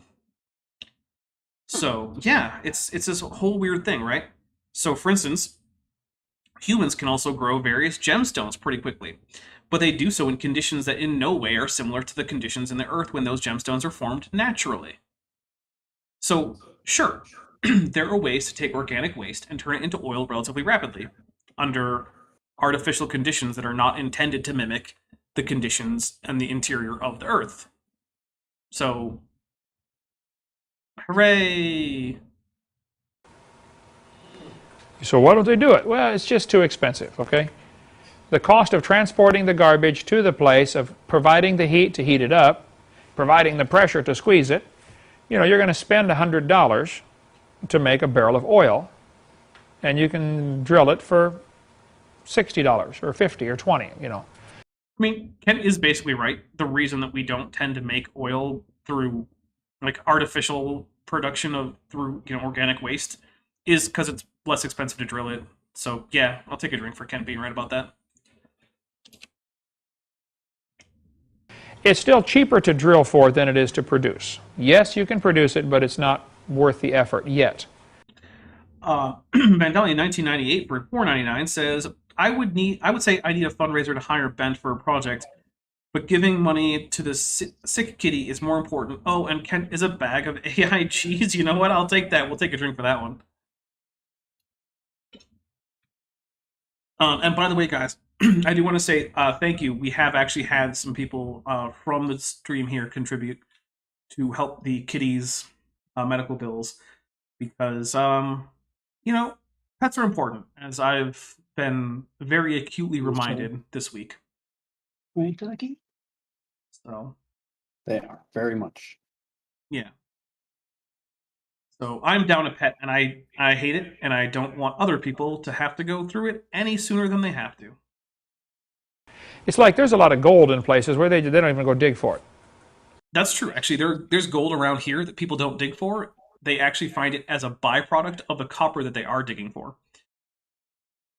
No, they still sell it, but also there's like more gold in like the Earth's oceans than there is in the entirety of all the gold mines. But it costs so much money to extract any amount of gold from seawater that, like, why would you bother? So Cindy Lincoln asks, "What is AIGs?" Well, Cindy, one of the things that people can super chat to have me drink for is something to the effect that answers in Genesis are a bag of dicks because they like to copyright claim everything. Illegally. Yes, illegally, fraudulently. Is it? Yeah, I don't know if It's it's so- illegal, it's- but it's fraudulent. It's so Because most you're of them- not violating copyright. It's clearly fair use, which is legal protection, but their bot might not care or whatever. Yeah, technically they're not breaking a law when they automatically copyright claim. If they were to uphold the copyright claim or issue a copyright strike on a fair use thing, then that would actually be under penalty of perjury, which would in fact make it illegal. But good luck getting anyone to prosecute AIG. It's definitely unethical, though. Oh yeah. They know there's gold there, They don't care. but it's going to cost me $100 to dig out a $50 piece of gold. It's not worth it. So what Ken is basically getting at, which is a real thing, is like economics and opportunity costs and costs versus revenue and things like that, right? So you could grow oranges in Alaska, right? You could get a greenhouse and get artificial lights for the winter and keep the temperatures in your greenhouse at just the right temperature and the sunlight levels at just the right temperature and or levels, and you could get oranges to grow in Alaska. But like, could you viably do that as a commercial project in Alaska? No, because you can just grow oranges out in the open in like Florida. So why would you do it in Alaska? And the same thing is true for minerals, right? Like, you can find gold all over the place. There's only a few places where it can be profitably extracted. So that's where the extraction of gold is done. This isn't rocket science. It's actually economics. It's actually, I think it's macroeconomics, like 101, if I remember correctly, from when I took economics, I didn't both take micro any and in macro. economics. I never in high school. I did. My Not microeconomics professor tried to get me to tutor economics and get a minor in economics, and I was like, tutoring economics sounds like a nightmare. No, My thank you. philosophy professor said the same thing in my healthcare ethics class. Yeah. Because I did the one thing that he asked people to do was like, hey, it's a controversial healthcare issue. You get to write a paper about it. Figure out what you think, and then try to prove yourself wrong. And do it Ooh. honestly, and do it this particular way. And then change your mind if you convince yourself. And if not, then give your counter argument and make it even stronger. And I got A's on those papers because I did that. Nice. And I've changed my mind on something. Euthanasia? Yeah, I think it was euthanasia. Okay. I think I went from like, I don't think I'm okay with this to like, okay, I think I might be okay with this. Interesting. It's super complicated, though. It's a lot more complex than I thought it was before the course. Oh, yeah. It turns out lots of ethical questions are way more complicated once you dig Crazy, into I them. know. All right, here we go. Let's wait till the price goes up. Then we'll go dig for it. If the gold becomes worth $200, well, then yeah, I'll spend $100 to go dig it out. Okay, Ken, get to a point. In 1996, proposal was approved in Western Australia Okay. for $22 million to build a oil production plant next to a sewage plant. Take the sewage under heat and pressure, change it to oil. And they can do it in 30 minutes. In Texas, just in when was this? 2003, a couple years ago. There's an article in Discover magazine. Anything to oil is the name of it. Technology savvy could turn 600 million tons of turkey guts and other waste into 4 billion barrels of light Texas crude each year. The guy says, we duplicated what Mother Nature does, but what Mother Nature took millions of years to do, we do in about 30 minutes. They got these factories where they're slaughtering, bazillions of turkeys to package them up and sell them around the world and sell them. Well, Meleagris Galapavo, my favorite dinosaur. Mm-hmm. they throw away the head, the feet, the feathers, the guts. I thought those got pressed. Oh no, I'm thinking chickens getting turned into chicken nuggets. Never mind. Maybe they do throw away those things for turkeys. But wait, no, they don't throw away all the guts. You get the little giblets bag when you buy a turkey. Yeah, but that's just a few extra organs that they didn't. It's true. It's not like Turn all the into intestines and the stomach like and everything. Texas crude or whatever you call Okay, it. yeah. All right. Somebody said, hey, this is all organic. Yes, that is true. Let's build a factory that'll take all this stuff and heat it and pressurize it and produce oil. And they're doing it. Yay. Taking the turkey Right. guts that they would have thrown away. And therefore, Right? It's still not cost effective. You know, the turkeys don't like it at all. They're already dead. I don't think they care, and that was a joke that didn't land. I laughed at that. Oh, I still So want you to. do what you I want want to to do. drink. So I thought it was funny. It was his what do you call it? I can't remember the word. So never mind. okay. Delivery. But His the delivery. point is, it can be done. So Sinclair, years ago, chose the dinosaur as their logo. Do you guys have Sinclair in gosh. Colorado? Sinclair gas stations? Pretty sure Sinclair is in Colorado. I know it's in Wyoming. This is what it Last was time like. I stopped at Sinclair, I was in Wyoming. This is what it was like back in the day. You'd have someone pull out an actual device called a camera, and all it could do is take pictures. Wait, it And then couldn't you like go on stand- online? And then you'd stand next to a sign and you'd lean into it for no reason, and then you'd point at it. 'Cause you're trying to fit inside the picture. Okay, then but it's you way could bigger. digitally send the pictures to other people, right? No. Could you text people? What you had to do is you had to finish the roll of film, The what? then rewind the whole thing, and then Hold on, the take roll more of pictures. film? Yeah, it's film that they use, and then you'd have to take more pictures, and then you accidentally overdeveloped the pictures, and now there's no good pictures of my high school graduation. Huh. I Interesting. think that's how that. Yeah, that's how that worked. Arthur Burdett says, business opportunity for you to have her turkey nuggets. I don't know, I would try turkey nuggets. Yeah, I'd eat turkey nuggets. Huh. California have them? I've seen them somewhere. Arkansas has them. You know, you're from Arkansas. They got them all over there. They have, what's that? Kansas has them, yeah. There used to be a lot more. They used to have big fiberglass dinosaurs. They still do in some places. Sinclair, I used to love stopping at Sinclair because they had a little small one. You could climb on it while your dad gets gas. You go climb on the dinosaur, you know. I feel like they frown on that, but I don't know. Make a note for me to add the picture of me standing by the Sinclair You dinosaur fall to off, seminar. and you hit your head, and And then you and become a younger suddenly nothing makes sense creationist. anymore, and then suddenly now you're teaching everyone all these things. We figured out what actually happened. Kent Hovind has brain damage from when he climbed on the Sinclair The dinosaur. 19th time I fell off the dinosaur and hit my head. I mean, I it would make sense. It would would explain make a few things. Or 1A, Explain quite Diana. a bit, yeah. Well, it would explain his arguments. It wouldn't explain what a horrible human being he is. If you would, because I got a picture of me standing by one. I called Sinclair, and they said, yeah, they come in 4 fiberglass pieces, pre-molded. They're $1,700, unassembled, but we don't sell them to individuals. Hold on. So he Only tried a to buy a Sinclair dinosaur. I think that's pretty great, actually. It's weird. Yeah. I'm not criticizing for it. It's Sure. just like, okay, that's sure. I've never heard of anyone trying that. But when he I'm all says, for it. I'm all for him trying to do that. yeah, I mean, I don't have a problem with it. Although I'm sure that when they say they don't sell to individuals, what they mean is they don't sell to anyone who isn't like an owner or manager of a Sinclair gas station. We won't sell to you because we know who you are. Although, as our mutual friend Robert once found out, you can, if you pay enough, you can get a business to do just about anything. That's true. So, So, John, you're going to have to build our own here. Okay.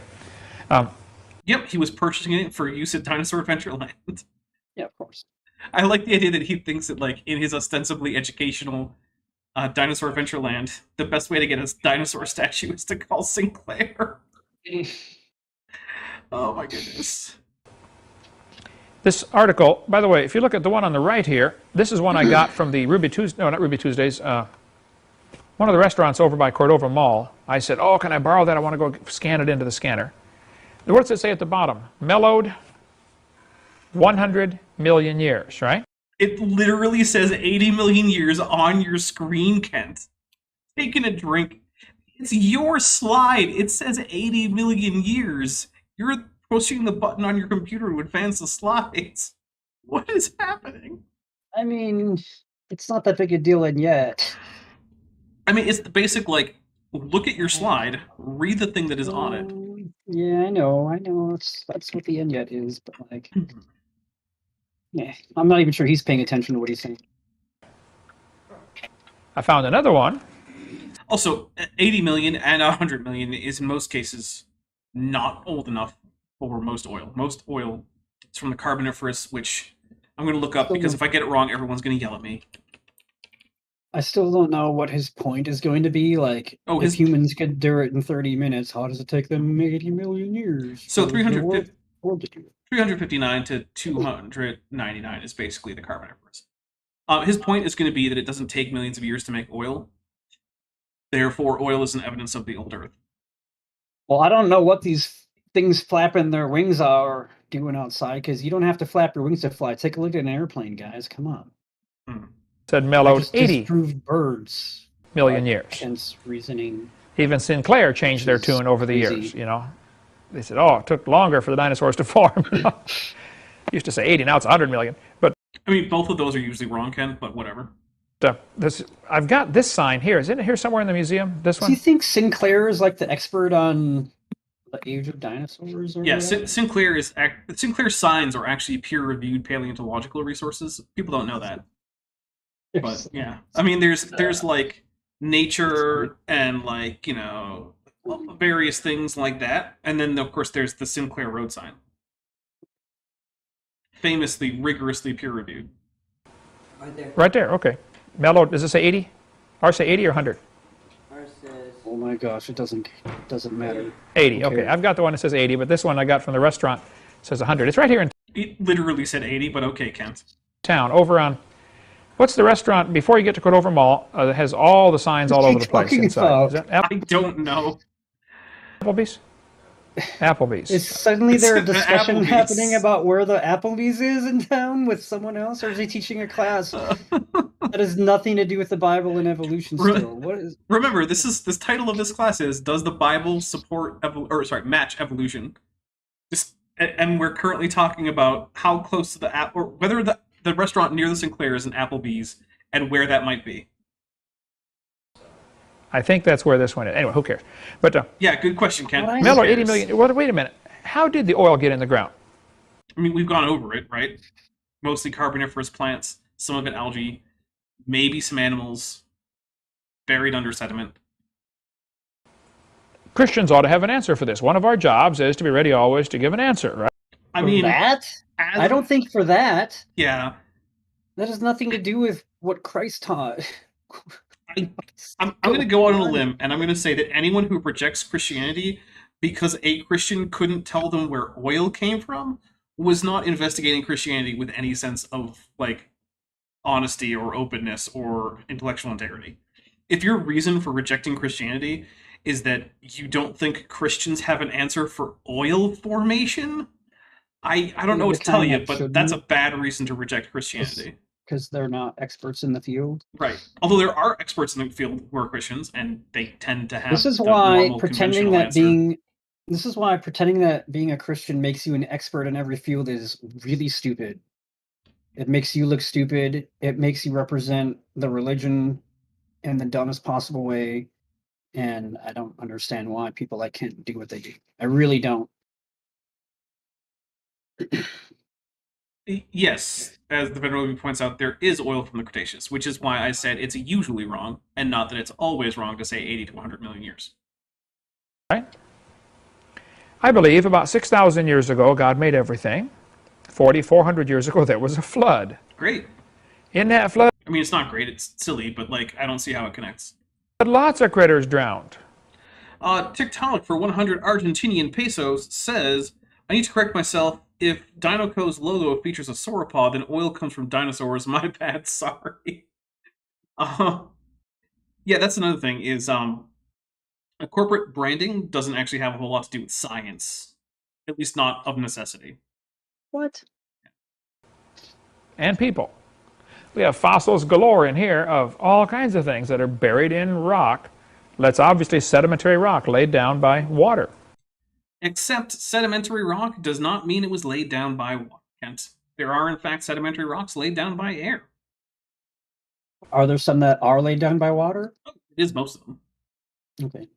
It's just 'Cause that I you don't know can't anything say... about that stuff. You can't just go Geology? from it's sedimentary to it was laid down by water. You actually have to check. And most of the time, it will be the case that it was laid down by water, but not Yep. all the time. Got it. So during the flood, you got all kinds of things drowning, including all the people except 8 on Noah's Ark. I would be wildly picking a that a number to mummy? say probably I'm sorry? There was a mummy in there There with was? like a tag on it. Yeah. Next to the Triceratops. and people. We have fossils galore in here of Take a look all at the kinds of cartoon. things that are buried in rock. That's obviously On the left. sedimentary rock laid down by water. So during Oh, I just heard a Godzilla. Nope, I'm confident. All right, here we go. the flood, you got all kinds of things drowning, including all the people except 8 yeah, on that Noah's one. Ark. Hey, I would be wildly picking a number to say probably 1 billion people drowned. I couldn't pause. What was the number that we were on? I don't know. All right, well, 'cause we'll it try to get back. changed. Oh, hey, So it's my- being weird again. Minus 107. Sorry, guys. I guess we're going to go back into a quick intermission while I figure out why my computer is being a jerk. Or maybe we're just going to go here. No music. No music. It'll get. Yeah, I it'll know. get- It'll get copyright it'll claimed get- immediately. yeah. Yep. We're going to go right back to an intermission real quick.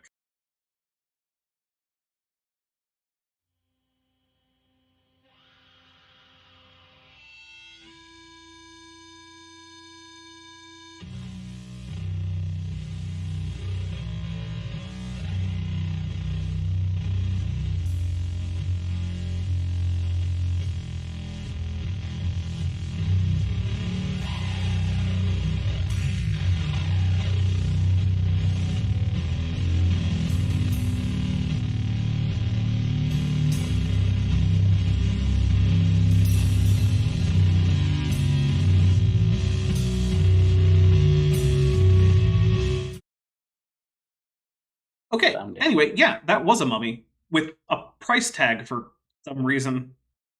The for sale mummy being buried under the floor. Is it like a statement that before the flood, humans were so bad that they were selling mummies to each other? Is that the goal? I don't know. Who knows? Okay. Well, sorry for the technical Who difficulties, knows everybody. why these cartoons are. Yeah, this I mean, is... why are they even drawn in these random colors? Well, I mean, you don't know the T-Rex wasn't pink. I'm talking about the Triceratops, and it's what is that? Fuchsia? I can't tell. You don't know that Triceratops wasn't fuchsia. I mean, I don't think it was, but I can't say for I didn't certain. think that you would tell me that sentence today, and yet here we are. You never know what's Right, going to happen with I didn't. Kent. I don't know. It wasn't. If I don't know what color it was. All the people except 8 on Noah's Ark. I would be wildly picking a number to say probably 1 billion people drowned in that flood. That's just a guess, okay? It might have been 5. They might have had Oh, more he's right. people then than we Guess. have today. They had a lot more of the earth was habitable. They were living a lot longer. I mean, you could have a lot of kids at Doesn't 800. Kent have charts that show the Earth had like 100 million people or something? Yeah, but he's now admitting Isn't that apparently happening? that he doesn't know that those charts are accurate. He just shows them anyway. Because he's just making them up off the top of his head, Mhm. just like he is now with the numbers. Got it. years. Much bigger families, right? And no reason to not have 100 kids per family because, man, you got the whole world. Property's free. It's free real estate. No rent, no utilities. You have to When- give your kids an education so they can make. Kent, the reason there's no utilities is because I know. you don't have any of the utilities, right? You don't have indoor plumbing or electricity or anything. I'm not sure that's a bonus. No Get in internet life. either, Kent. Come on, Yeah, right? think about it. Have all you want. Everybody makes it in life, you know. What I'm Couldn't get hearing, pizza delivery. what I'm hearing is that Kent's ideal life is being a subsistence farmer in the woods. Which, I mean, props, I guess, if that's what you want to do. Is he talking about right after the flood, where there's No, this is before the flood. allegedly 8 people on the entire planet? Nope, he's still talking pre-flood.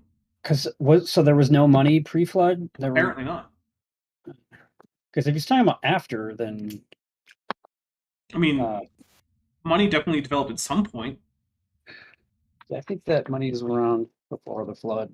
Well, there was no flood, so there is that. I think, well, okay, before 400 years ago from now. Right. Before when Ken thinks the flood happened. I think there was money before then. And I don't know. I could be wrong. I'm just going to speculate, just like he did with 1 billion people before the flood. So I tell the kids, next time you go to the gas station, you can think about that flood. Say goodbye, Grandpa. You should have listened to Noah. Wow. I'm going to go ahead and point out that even if the flood had happened, and even if it were the cause of oil, the chances of humans making up a significant portion of that oil is vanishingly small. Also, there's too much oil for all those organisms to have been alive at once, which is actually a problem with the whole fossil record, right?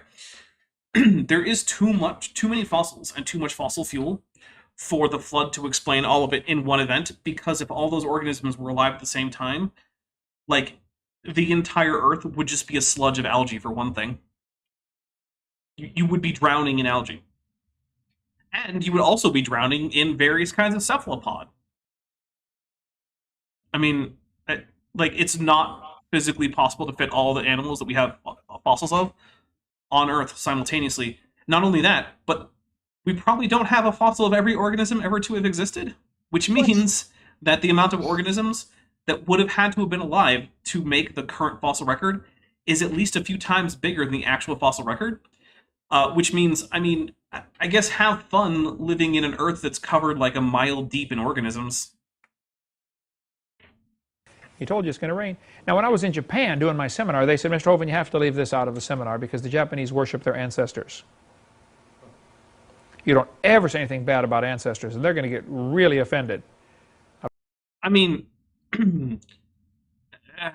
Whether or not you qualify like filial piety and reverence of ancestors in Japan as worship is a pretty big question. One of the things is that religious observances and even the idea of religion on its own is often seen anthropologically through a very Eurocentric lens, and a lot of the things that people do in places like Japan don't map easily onto ideas that we have about religion. So I don't know if I would say they worship their ancestors, but I would say it is probably a bad idea to go around insulting people's ancestors over in Japan. By that picture right there, goodbye, Grandpa. They wouldn't ever think, oh, Grandpa's being pumped into my gas tank. Well, technically, it wouldn't be your grandpa. I know. It would be one of Grandpa's uncles, okay? Because Grandpa was Noah. But the Bible says Lamech lived 770 years or something after he begat, 580 years, whatever. He lived a long time after he begat Noah, and he begat sons and daughters. Okay. Noah had brothers and sisters that drowned in the flood. His own family didn't listen. Maybe you got the same problem, your own family doesn't listen. Most people have somebody in their family that just won't, I got a brother and a sister, just don't want to listen. Yet. We'll get them someday. Everyone in my family doesn't want to listen. I think that was a joke. It had the cadence of a joke, but I didn't laugh, so we're going to call it a joke. I didn't think he was, One more way to prove the Earth is young, and we better quit here. In Denver, Colorado, they have, just outside of Denver, what they call the National Ice Core Laboratory. It's in the... I just want to point out, I never actually made the argument as to why it is that oil means that the Earth is young, or why it is that people being able to make oil somehow poses a problem or it's a help to young Earth. Just skipped right over it. Also, DM Wing for 616 says, land had no value before the flood because all of the diatoms piled up everywhere. Yep. Yeah, the reason that you couldn't buy land is not because it was freely available, just because, you were drowning in algae. Oh, man. Federal Center on a military base in the Federal Center in Denver, Colorado. I was preaching there in Denver. Oh, I thought he was going to say he was preaching there in the Ice Core Laboratory. That would have been way cooler. I guess it would be kind of weird, and I wouldn't expect it would be a story that didn't happen, but still, I would like for him to like say it. I think it would be a cool story. Oh, also, hey, look up the top here, it says USGS. Look at my intro video. I have a USGS logo in there. I've been there a bunch of times, but I went there once, and one of the guys that was a Christian at this church I was going to go to, he worked at the Federal Center, and he had been talking to two of the scientists who worked in this freezer. That freezer is probably about the size of this building, Building 5, okay? It's good size, just the freezer part. That doesn't help anyone who's not there, Ken. It's a minor point, right? But like, It doesn't help anyone who is there. well, it might if they're familiar with the building they're in. But like, Yeah, but it doesn't matter at all how big this freezer is my point. well, my point is like, if you're gonna compare things to the size of something else that people have a better familiarity with, make sure people actually have a better familiarity with it, right? That's why in like and the he's doing USA, this on camera. yeah, that's why people in the USA use things like football fields. I am a little bit tired of them using football fields because it seems like it's becoming a new standard measurement unit in the United States. But whatever. Like, you got to use something that people know about, right? Say like, oh, it's about the size of, and then a thing that people know about. Anyway, it's not an important point. Which is in the middle of a huge, like a huge singularity warehouse. is the size of Kent's. He said, brain.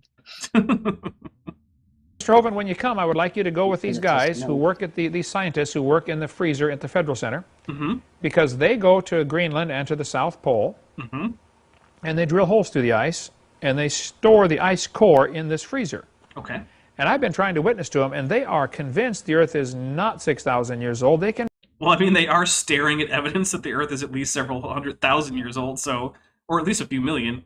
So, yeah, that checks out. Exactly that old, because the Earth must have formed as soon as that ice formed magically for no reason. Good point. prove Just it's like more it than formed when the Sahara formed for no reason. that. And I don't know what to say to him. Would you go talk to him? I said, sure. So I went with those guys to the United States Geological Survey, USGS, freezer in outside of Denver, Colorado, at the Federal Center.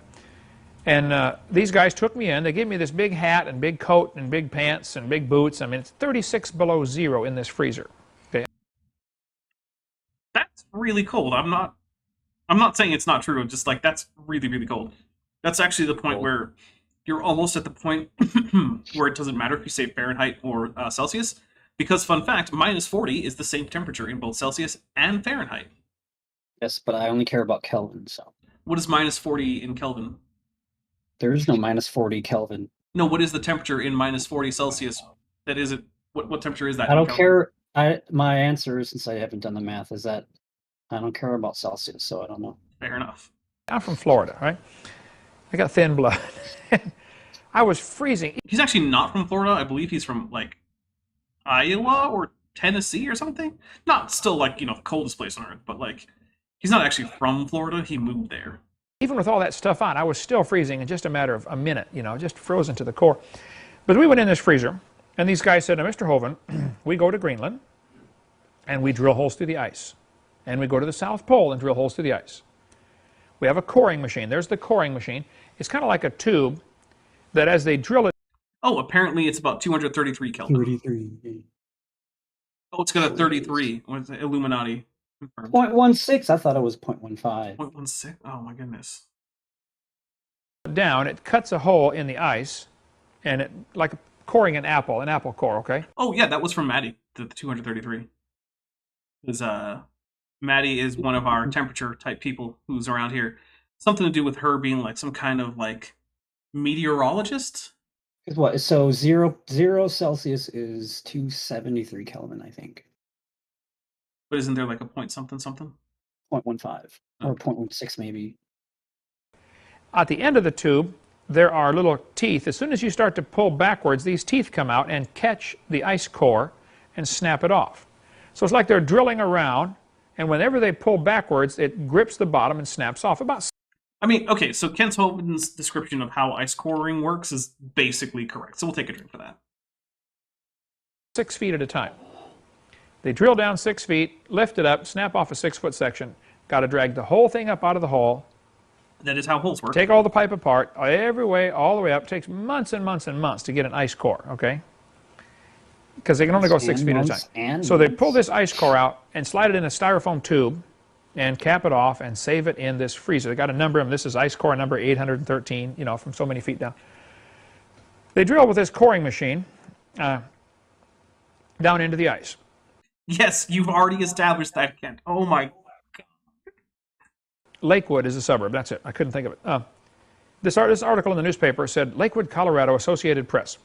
10 ice core samples yanked from a remote Antarctic glacier are resting in a giant freezer here, waiting to be tested. Hey. Well, these guys took me in the freezer and showed me these ice cores. They pulled one out of the styrofoam tube, laid it on this special table they've got so it doesn't get, you know, contaminated. Everything's freezing in there. Yep, they're keeping ice cores in there, so that checks out. When you go back to Colorado, see if you can go to Denver and go to the Ice Corps Federal Center. It's military base, might be tough to get in, but smile at them, they'll let you in. Kent was able to get in there just easily. He smiled. They showed me these rings I'm sure he did. on here. Now what I did for this picture, I put dark black lines with PowerPoint on here because it was so hard to see, okay? But here's one without the dark. They are black lines. I mean, I'm fine with him adding in lines for contrast. They do have dark and light lines in the ice cores, so like it's fine by me. Because it's clear ice. You can see all these probably 200 rings just in this short section here. You figure this ice core is about 5 inches, maybe 4 or 5 inches.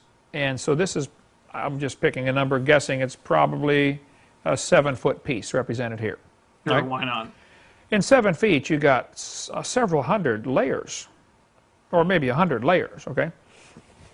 So they got this thing laying on the table, and they said, Mr. Hovind, do you see the rings on here, just like tree rings? I said, yep, I see them. They said, now, see this dark ring right here? This is clear because there's no air bubbles in it. And it's clear because this had a chance to melt. In the summer, the surface of Antarctica melts, gets a little thin layer of melted water because the sun shines on it. The rest is frozen. Well, when ice melts, the air bubbles leave. You know, Ben, you're right. This is no filler. Oh, sorry, all filler, no content. Filler, no content. It's like someone took like a pie tin, right, or like one of those pre-made pie crusts, put it in the oven, and then just filled it with spray-on whipped cream, and was like, "Here's an apple pie," and it's like, no. And then they say, therefore, creationism, therefore, YZ. Yep. That's not. When water freezes, it expands 12%, and it traps little air bubbles in there. As the ice snowflakes form, 6-sided snowflakes, they trap these little air bubbles in there. No, it's not as they form. It's that when ice is compacted from snowflakes without melting, the air that's between the snowflakes ends up as air bubbles within the ice. An individual snowflake is usually, I mean, it doesn't have bubbles inside of it. It's a single solid crystal.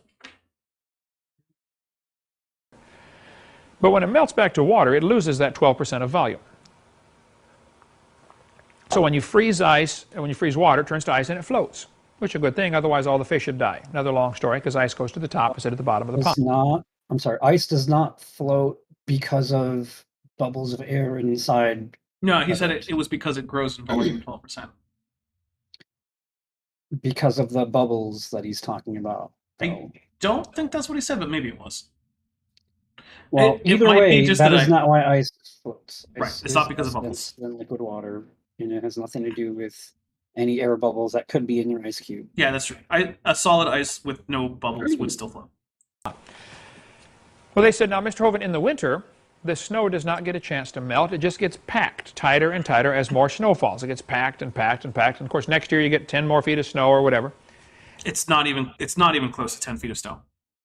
Antarctica is a desert, as is the interior of Greenland. The reason that you drill cores from there is because there's so little snowfall that you actually can get a decent amount of time sampled within a reasonable length of ice core. I'm going to take a drink. He said enough stupid things. I'm just going to take a drink for him. He just doesn't understand. Unfortunately, though, we're going to wrap it up because we're basically getting to the 2-hour mark. So, yeah, we got to 29 drink triggers, which is actually a little bit low for us. A lot of that, though, is just because he was rambling about nothing in particular for a lot of this. Yeah, but he does that every episode. I think it was excessive this week. More. Yeah. That's true. Guys, once again, there is in fact in the pinned comment, there is still the fundraiser for Boots, Vishanti's kitty. She's been having a rough week, so if you do have some spare money to send her way, please go ahead and do that. Like I said, she has said that she was willing to make available veterinary receipts and whatnot.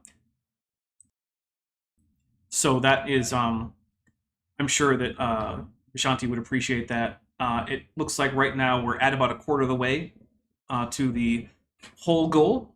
Although I'm sure that even a partial fundraising effort will still alleviate some of that burden. So yeah, Ben, do you have anything that you want to plug? I never do. But I have to ask. I know. I want to plug, there's this show called Kent with Ben. You guys should check it out. Oh, wait. Yeah, you guys should check it out. You're already here. Check out the James Webb Telescope, Space Telescope. Yeah, those were released today. Those dropped today, and that was really cool. Yeah, do check those out. Very cool. Let's see. Let's open up a calendar over here for me. All right, on Thursday, episode 3 of the Pete Greer series about Elder Pete Greer from, I think it's Payson, Arizona. That should be on Thursday. I think it's him not understanding rocks and a whole bunch of other things. Let's see. I don't know what's happening the 16th, honestly. Could be Dapper Reacts, could be Leaving Young Earth Creationism, could just be another episode of the History of Earth. Then the 19th, I will be back with Science Side Up for Matt with Maddie. It's going to be a lot of fun. The week after that, that Thursday, so that's going to be the 21st, will be the finale of the Pete Greer series. And then the 26th, which is another Tuesday, will be, right now the plan is Jackson with Jackson. So please do hang out for all those things. I think it'll be a lot of fun. And yeah, I also want to apologize. I believe last Saturday, I believe, my end credits may have been silent because I screwed that up. So hopefully the end credits are not silent this time. And I will talk to you guys later. Thanks for watching, but before you go, I just want to say a special thank you to my channel members and my patrons, especially those pledging $20 or above. Bob Knob, Work in Progress, Bent Hovend, Cynically Skeptic, Denny5252, Ian Chen, John Ackerman, Landon Knoll, Yepetis, Mabdy Babdy, McSpooks, Sphincter of Doom, The Venerable Bede, and Patrick Dennis. As you probably know, YouTube is a very volatile platform, and from month to month my income on the channel can swing wildly. But the people you see on screen are directly supporting so that I don't have to worry too much about that, and the channel can keep going as it is, and perhaps even improving. If you'd like to join this team, there are links below to join the channel or in the description to join the Patreon. The Patreon starts as low as $1 a month, and the channel memberships start as low as $1.99 a month. On Patreon, you can even get a discount for pledging annually. If you do decide to pledge, you'll get access to an exclusive Discord server just for channel supporters, as well as early access to all of my pre-recorded videos, often up to 2 months in advance. Higher tiers will unlock even better perks. Now, if the annual or monthly pledge isn't right for you, but you still want to support the channel, there is a merch store down in the description, as well as an Amazon wishlist, just for me.